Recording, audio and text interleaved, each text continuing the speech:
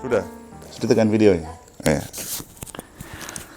Oke, Bapak Ibu Saudara-saudari, tadi biar saya datang terlambat, saya sempat mencatat beberapa sharing dan pokok pikiran yang berhubungan dengan tema malam ini. Pertama sekali, perlu kita menyadari bahwa sharing atau pendalaman iman itu sarana untuk membantu kita makin kuat dalam beriman. Karena menurut hasil FGD yang kita sudah buat dan hasil prasinode dan sinode, ternyata iman kita belum tangguh karena kita lalai dengan kegiatan-kegiatan iman. Diharapkan itu baca kitab suci, baca dokumen gereja. Sekarang iman kita bertumbuh dalam isu yang beredar di WA, di medsos, yang belum tentu ajarannya benar. Kenapa banyak yang tersesat? Karena belajar dari apa yang ada di medsos. Tapi kalau betul iman Katolik itu belajarnya di kitab suci, buku katekismus, dokumen gereja, kitab hukum kanonik. Nah, di sini yang baca itu siapa? Paling Romo. Umat lain biar dia pintar, tidak mungkin dia baca itu. Artinya kalau mau gali pengetahuan iman dan memperdalam iman, memang harus banyak-banyak dengar Romo sebenarnya. Supaya kita tidak tersesat. Nah, itu pertama. Jadi dengan pendalaman iman seperti ini, kita itu diajak untuk memperdalam iman dengan mendengar pengalaman bersama. Mungkin kita berpikir ini rutin, tapi ini adalah cara memperdalam iman. Dengan kita hadir saja, Tuhan berkarya. Seperti yang saya bilang tadi malam kepada para fasilitator, kalau kamu sudah rela datang saja, rahmat bekerja. Kalau tidak datang, rahmat tidak bekerja. Kalau tidak siap, rahmat tidak bekerja. Karena rahmat itu bekerja kalau kita berkorban. Berkorban artinya menanggalkan kesibukan diri untuk kita ambil bagian dalam urusan kerajaan Allah. Sehingga bahasa dahulukan kerajaan Allah dan kebenaran, maka semua yang lain akan ditambahkan kepadamu, itu terjawab dalam hidup seperti yang diseringkan oleh Ibu Maria, oleh Pak Ivan. Siapa yang selalu peduli dengan urusan iman dan gereja, pasti Tuhan buka jalan dengan mudah. Itu nomor satu. Jadi lakukan apapun dengan iman, bahwa di balik ini ada rahmat. Maka kalau ada kegiatan seperti ini, ya untuk kita sharing atau tidak kan tergantung kita punya keberanian berbicara. Kalaupun tidak, kita hadir saja, Tuhan sudah bekerja untuk memperhitungkan pemberian diri kita.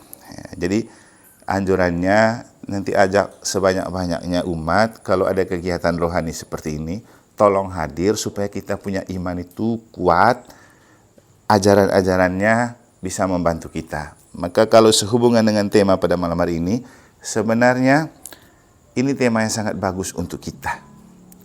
Kalau kita mau maknai. Maka tadi malam saya bilang di mereka fasilitator, kalau sharing kitab suci, nomor satu, kita dengar bacaan orang, kita baca untuk orang dengar. Itu tahap pertama. Tahap kedua, kita baca dan kita dengar. Artinya, kita baca pakai hati tanpa bersuara, tapi kita punya hati yang dengar.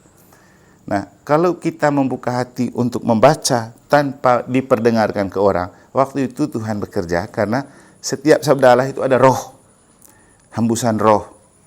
Maka roh itu nanti bekerja di dalam diri kita. Maka saya sering kasih contoh, lihat saja saya, bukan karena imam, tapi karena baca kitab sucinya, lalu membiarkan roh Tuhan bekerja, maka tidak pernah kehabisan kata untuk berkhotbah dan berbicara. Karena bukan lagi saya, tapi roh yang bekerja di dalam diri. Maka yang paling penting itu membiarkan diri dijiwai oleh roh. Dan baca kitab suci itu bukan baca koran, bukan bukan novel, bukan buku ilmiah atau pelajaran. Kalau buku-buku itu tidak ada roh di dalamnya. Tapi kalau baca kitab suci itu kan suara Tuhan. Jadi pada mulanya adalah firman. Firman itu adalah Allah. Allah berbicara, kan gitu bacaan di Injil Yohanes. Jadi setiap kali mendengar sabda Allah, kita sedang mendengarkan Tuhan berbicara dan ada kekuatan di baliknya. Seperti juga yang sering saya kasih contoh begini.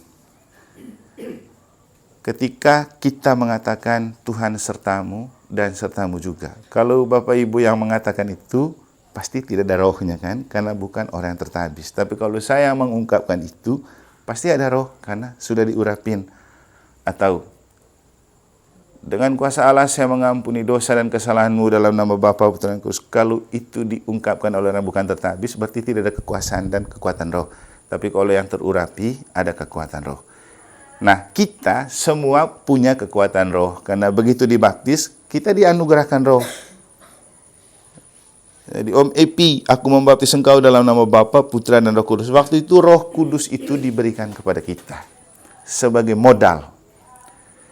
Nah, itu beberapa harapan. Sehingga tadi itu bacaan kita suci ini perlu kita baca ulang di dalam hati, kita dengar pakai hati, lalu biarkan Tuhan bekerja. Nanti kita bisa menemukan apa artinya bagi hidup. Kalau tidak akan ada gunanya.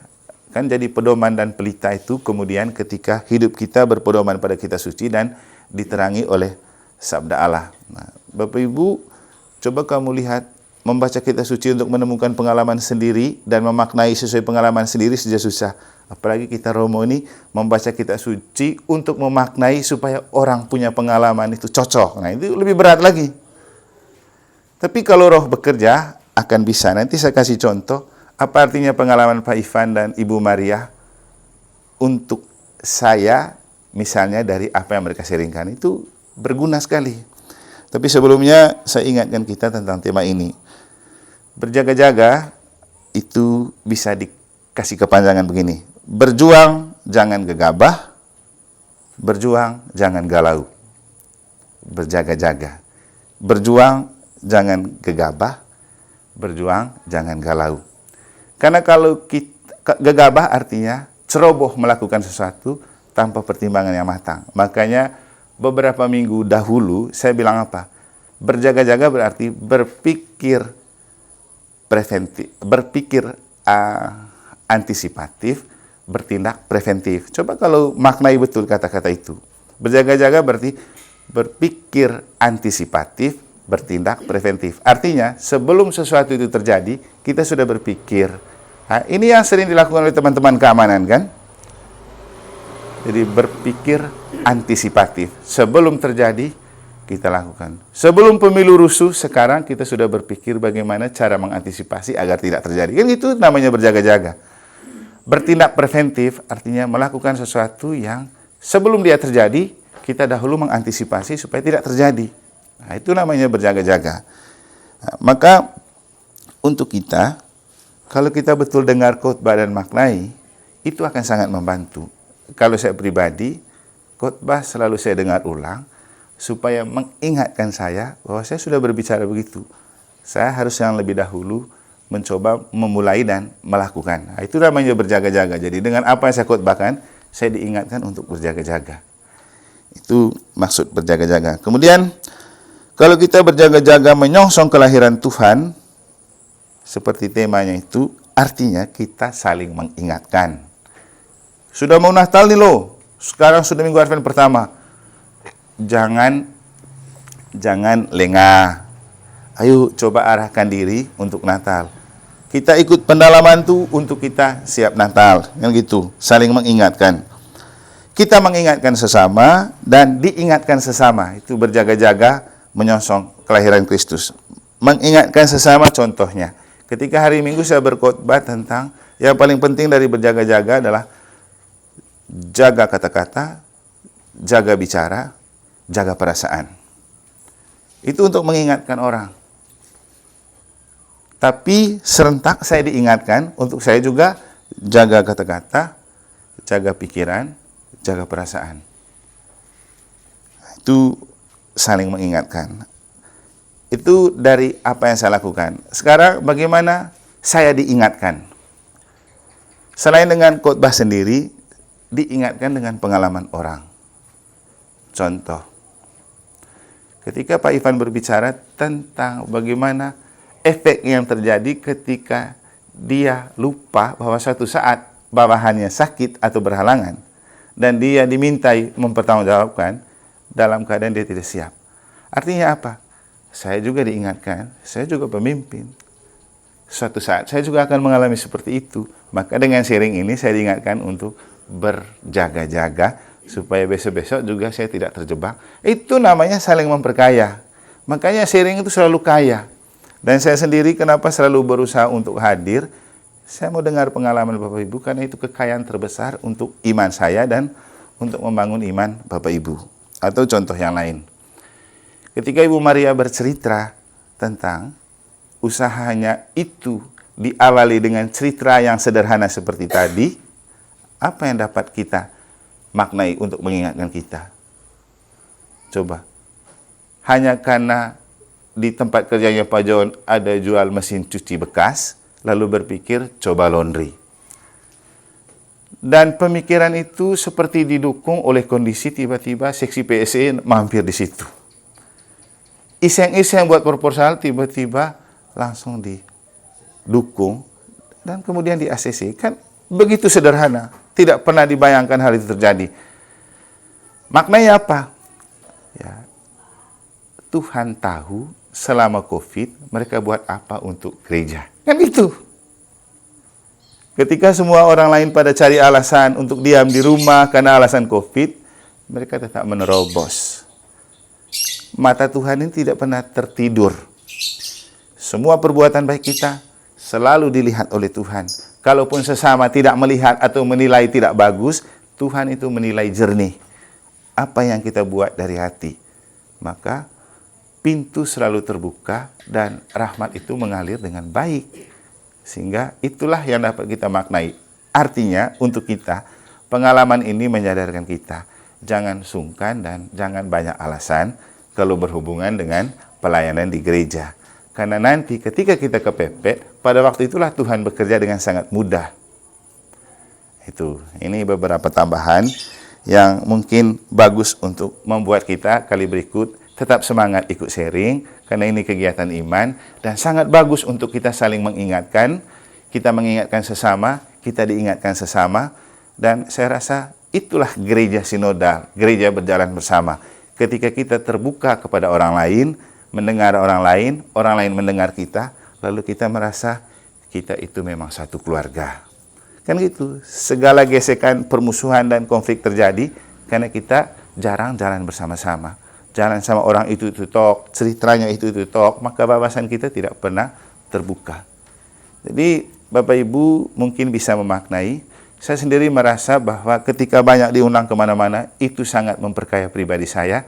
Selain punya jam terbang tinggi, wawasan diperluas, kita belajar dari banyak orang, dan ternyata itu hidup itu berharga ketika kita punya banyak teman, ketika kita bergaul dengan banyak orang, ketika kita bisa memberi diri untuk orang. Itu yang membuat berharga. Karena apa? Akhirnya ketika kita sakit dan mati, kekayaan dan pendapatan kita tidak pernah mendoakan kita. Kan tidak ada. Kita boleh punya rumah banyak, uang banyak, kita sakit, mana uang doakan kita? Tapi teman yang pernah kita bergaul dan berbuat baik, dengar kita sakit, langsung dia berdoa. Oh, itu teman saya berdoa. Kan itu. Kita mati. Barang tidak pernah bercerita tentang kita. Selalu saya mengatakan, ketika Pak Halim sekeluarga mati, toko itu tidak pernah bercerita tentang mereka, rumah, kekayaan, dan mobil tidak pernah. Tapi yang bercerita siapa? Kita yang pernah merasakan kebaikan mereka. Jadi itulah hidup itu. Banyak-banyak buat baik untuk sesama. Jangan banyak-banyak buat rusak kebersamaan, karena nanti kita semua tahu, kalau kita jadi virus yang merusak kebersamaan, ketika orang dengar, siapa sakit dia? Biar sudah orang dia memang bikin rusak suasana. Kan itu. Jadi gereja sinodal, gereja berjalan bersama, saling berbagi, saling mendukung, saling mendoakan. Mari kita mohon berkat Allah untuk mengakhiri pertemuan pada malam hari ini. Tuhan bersamamu. Kita sekalian, segenap umat dan keluarga kita di KBG Santa Cecilia ini, seluruh perjuangan kita untuk berjaga-jaga, saling mengingatkan, menyambut perayaan Natal, dibimbing, dilindungi, dan dilimpah oleh berkat Allah yang Maha Kuasa, Bapa dan Putra dan Roh Kudus.